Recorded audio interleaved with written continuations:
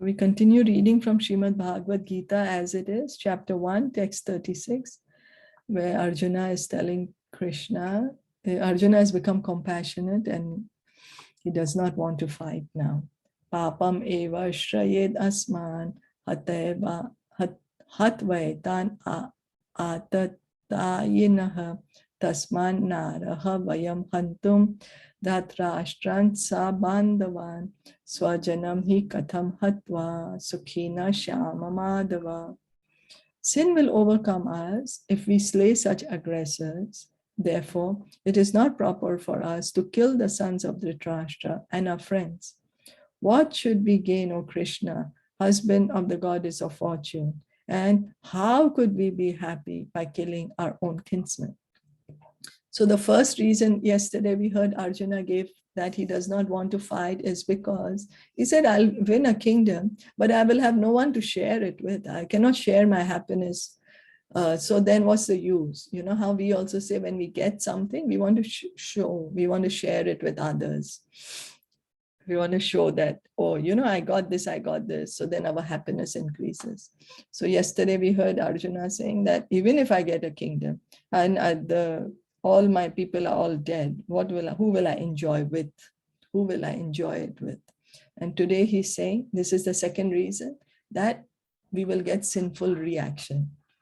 That when we kill, if I kill, then I will get sinful reaction. Then if we get sinful reaction, how will we be happy? Sinful reaction means suffering. And then if we are suffering, means we are not happy. So according to Vedic injunctions, there are 6 kinds of aggressors. 1, a poison giver. 2, who sets fire to the house. 3, one who attacks with deadly weapons. 4, one who plunders riches. 5, one who occupies another's land. And 6, one who kidnaps a wife. Such aggressors are at once to be killed, and no sin is incurred by killing such aggressors. Such killing of aggressors is quite befitting by any ordinary man, but Arjuna was not an ordinary person. So according to Vedas, there are six types of people are called aggressor, and these aggressors can be killed. And if we kill them, there won't be any sinful reaction. But now, of course, in modern times, we can't kill anyone. We have to abide by the laws of the state. Whatever country and state we are living in, we have to abide by the laws. But according to the Vedic injunctions in the Varna Sharma system, this was there. 1, poison giver, who gives poison. 2, who sets fire to the house. 1 who attacks with deadly weapons. 1 who plunders riches. 1 who occupies another's land. And 1 who kidnaps a wife.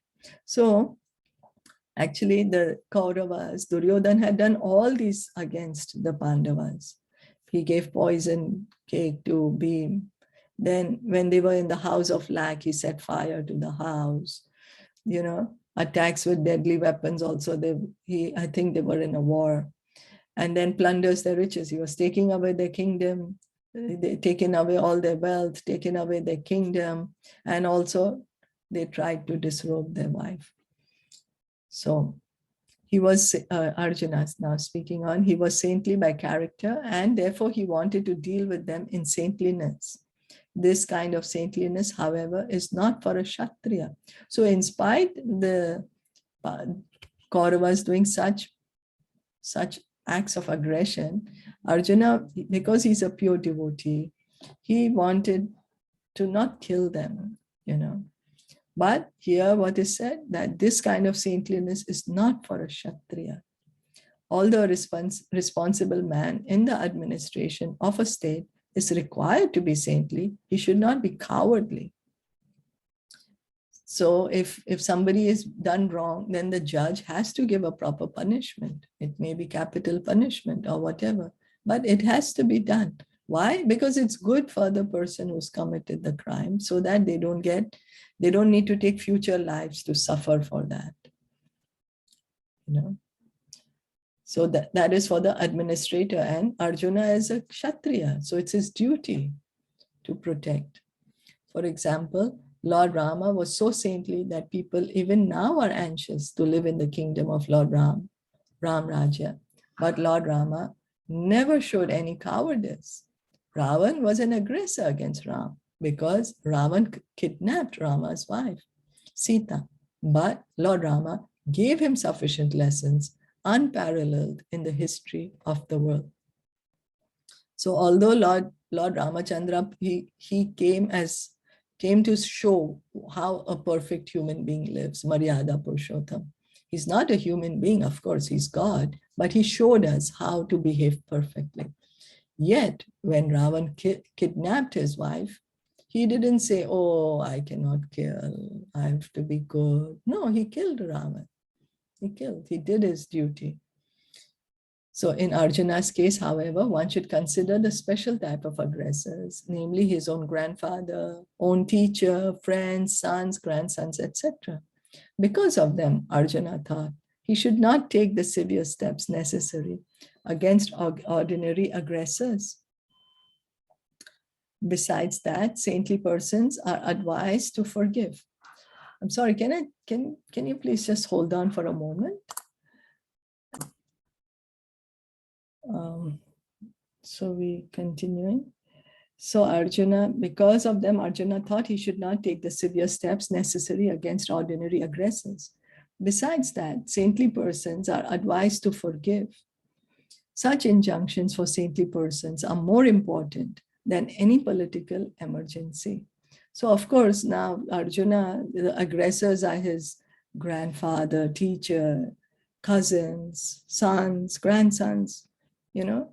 So now he's really in a dilemma. How can he kill his family and the persons he loves so much? And then also saintly people are advised, oh, it's okay, don't take revenge, you know. You just forgive. So such injunctions for saintly persons are more important than any political emergency. Arjuna considered that rather than kill his own kinsmen for political reasons, it would be better to forgive them on grounds of religion and saintly behavior. So he's saying that I should forgive because according to religious principles, a person should be forgiving. He did not therefore consider such killing profitable simply for the matter of temporary bodily happiness. After all, kingdoms and pleasures derived therefrom are not permanent. So why should he risk his life and eternal salvation by killing his own kinsmen? So he's saying that, okay, anyway, I'm going to kill them now. And then what will happen? I will get a kingdom. But this kingdom is a short time. It's only till the time I'm in this body. It's so short-lived. And I have to give up this body, then next life, where will I go? And because I've killed them, then I have to suffer in the next life. So why just for this temporary pleasure of being the king, of enjoying a big kingdom, shall I kill people? So that's Arjuna's reasoning.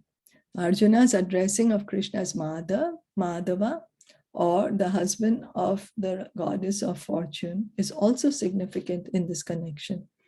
He wanted to point out to Krishna that as the husband of the goddess of fortune, he should not induce Arjuna to take up a matter which would ultimately bring about misfortune. So Krishna is known as Madhava. One of his name is Madhava. Why is his name Madhava? Husband of the goddess of fortune. You know, we think we want to pray to Lakshmi Devi separately, but who's her husband? That's Krishna.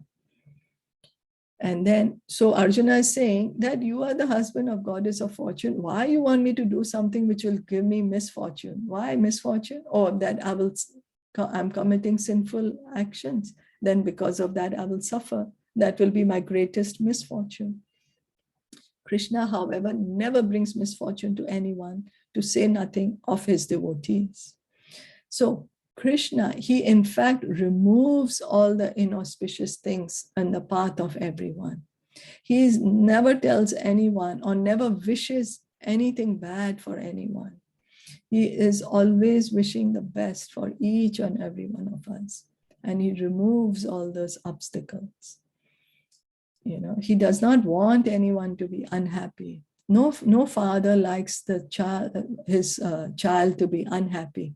Each father wants the child to be happy, fulfilled, blissful. So same as Krishna. So we'll stop here for today. Okay. Any questions or comments or anything? No? So we'll stop here. Srimad Bhagavad Gita ki jai, Srila Prabhupada ki jai. Gaura Premanande, Hari Hari Bol. Hare Krishna.